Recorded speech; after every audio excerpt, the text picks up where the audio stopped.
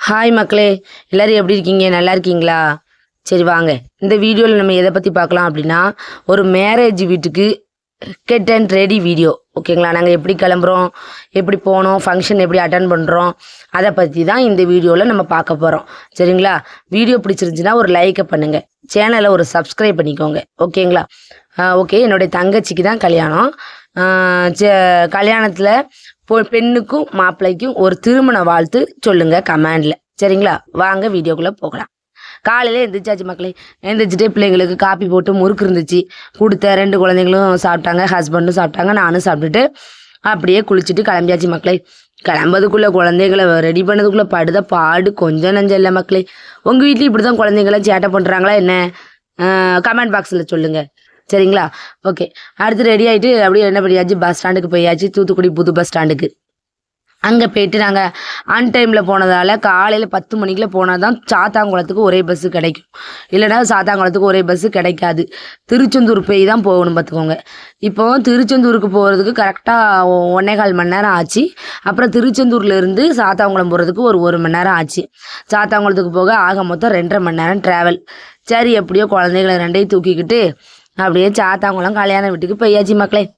ஐயா பஸ்ஸில் குழந்தைங்கள் பண்ணுதா பாடு சேட்டை கொஞ்சம் நஞ்சம் இல்லை. அதுவும் என் மகன் இருக்கானே இளையவன், அம்மா 10 பிள்ளைகளுக்கு சாமா மக்களே, அவ்வளோ சேட்டை பண்ணுறான். உங்கள் பிள்ளைங்கள்லாம் எப்படி நல்ல சமத்து பிள்ளைகளா என்ன அப்படின்னா கமெண்டில் சொல்லுங்கள். சரிங்களா? சரி, ஓகே, கல்யாண வீட்டுக்கு அப்படியே ரீச் ஆயாச்சு. சாத்தாங்குளத்தில் அந்தோனியார் திருமண மண்டபம் இருக்குது பார்த்தீங்களா, அங்கே தான் கல்யாணம் நடந்தது. ஓகேங்களா? என்னுடைய தங்கச்சிக்கு அப்படியே கல்யாண வீட்டுக்கு போனோம். எல்லாரும் சொந்தங்கள் எல்லாத்தையும் மீட் பண்ணேன், ரொம்ப ஹாப்பி. அதோட கூட நமக்கு சாத்தான்குளத்துலேருந்து மெனக்கிட்டு நம்ம வீடு தேடி வந்து பத்திரிக்கை வச்சுருக்காங்கல்ல பார்த்தீங்களா, அதனால் இந்த கல்யாணத்துக்கு கண்டிப்பாக போயே ஆகணும். ஏன்னா லாங் ட்ராவல், அங்கேருந்து நம்மளை தேடி வந்திருக்காங்கல்ல அப்படின்னு சொல்லிட்டு நம்மளும் கண்டிப்பாக இதுக்கு போயே ஆகணும் அப்படின்னு சொல்லிட்டு நாங்களும் எவ்வளோ கஷ்டப்பட்டுனாலும் சரி 2 குழந்தைகளும் தூக்கிட்டு போயே ஆகணும்னு சொல்லிட்டு நாங்களும் கிளம்பி போயாச்சு. கல்யாண வீட்டுக்கு போயிட்டு அங்கே ரிலேட்டிவ்ஸ் எல்லாம் மீட் பண்ணோன்னு எல்லாரும் இப்படிதான் ஒரு பாசம். ஐயோ அதை மறக்க முடியல ஃப்ரெண்ட்ஸ். வாப்பா நல்லா இருக்கியா, பிள்ளைகள் நல்லா இருக்கா, எப்படி இருக்கு, லைஃப்லாம் எப்படி போகுது, அதெல்லாம் செம்ம என்ஜாய்மெண்ட் மக்களே. எப்படியோ நல்லபடியாக ஃபங்க்ஷன் வீட்டுக்கு போயாச்சு. அங்கே போயிட்டு நல்லா எல்லா மக்களையும் ஜாலியாக பார்த்து பேசிட்டு என்னுடைய ஊர் ரிலேட்டிவ்ஸ் ப்ளஸ் ஃப்ரெண்ட்ஸ், என்னுடைய காலேஜ் மேட் ஃப்ரெண்ட்ஸ், அதுக்கப்புறம் என்னுடைய ஸ்கூல் மேட் ஃப்ரெண்ட்ஸ் எல்லாத்தையும் மீட் பண்ணி நல்லா ஜாலியாக நல்லா பேசி நல்லா டைம் ஸ்பெண்ட் பண்ணேன். அங்கே எங்கள் அம்மாவும் வந்திருந்தாங்க கல்யாண வீட்டுக்கு. ஸோ எங்கள் அம்மாவையும் பார்த்துட்டு அம்மா நலம் விசாரிச்சுட்டு, எங்கள் அம்மாவுக்கும் கொஞ்சம் உடம்பு சரியில்லாமல் தான் இருக்காங்க. சரி பரவாயில்ல, எப்படிமா இருக்க என்ன ஏதுன்னு அவங்களையும் நல்லா நலம் விசாரிச்சுட்டு அப்படியே கல்யாண வீட்டிலையும் டைம் ஸ்பெண்ட் பண்ணியாச்சு மக்களே. அங்கே போயிட்டு எல்லாத்தையும் வீடியோ எடுத்துகிட்டே இருக்கேன். எல்லாரும் என்னையே குறுன்னு குறு பார்வையாகவே பார்த்துக்கிட்டு இருக்காங்க. ஆனாலும் நான் எதையும் கண்டுக்கல. நான் பாட்டில் வீடியோ எடுத்துக்கிட்டே இருந்தேன்.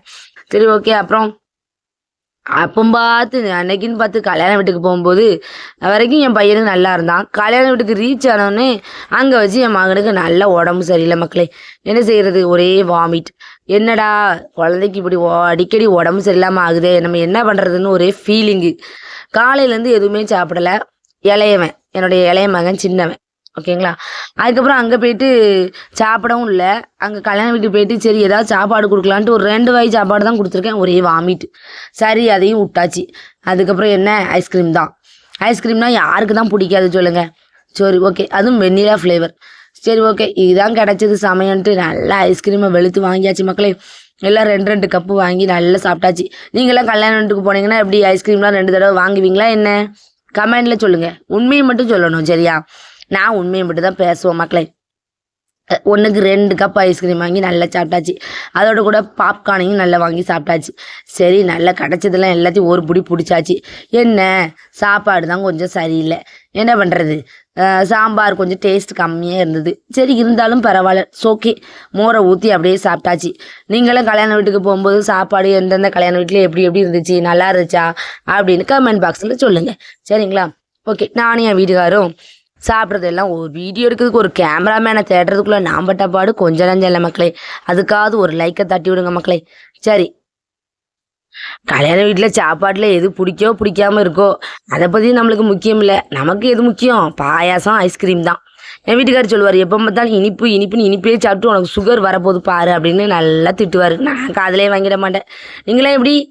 சரி, ஓகே.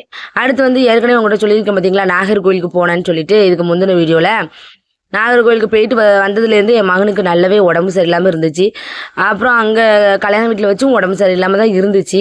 சரி, ஓகே அப்படின்னு சொல்லிட்டு சரி கல்யாண வீட்டில் நல்ல டைம் ஸ்பெண்ட் பண்ணிவிட்டு நல்லா ஜாலியாக வீடியோஸ் எடுத்துகிட்டு ஃபோட்டோஸ்லாம் எடுத்துகிட்டு என்னுடைய உறவுக்காரங்களெல்லாம் நல்லா ஜாலியாக பேசி சிரிச்சுட்டு அப்படியே எல்லாத்தையும் நல்லா விசாரிச்சுட்டு அப்படியே இங்கே பாருங்கள் மக்களே, கல்யாண வீட்டில் ஒரு கச்சேரி. அந்த கச்சேரி ப்ரோக்ராம் எப்படி இருக்குது, நல்லா இருக்கா பாருங்கள்.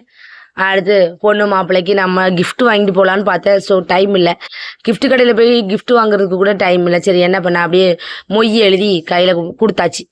கையில் கொடுத்துட்டு அப்படியே நானும் என் வீட்டுக்காரரும் 2 குழந்தைங்களோட அப்படியே வீடியோஸ், கேமரா, ஃபோட்டோஸ் எல்லாம் எடுத்துக்கிட்டு என்ஜாய் பண்ணிவிட்டு அப்படியே என்ன பண்ணியாச்சு, வீட்டுக்கு கிளம்பி வந்தாச்சு மக்களே.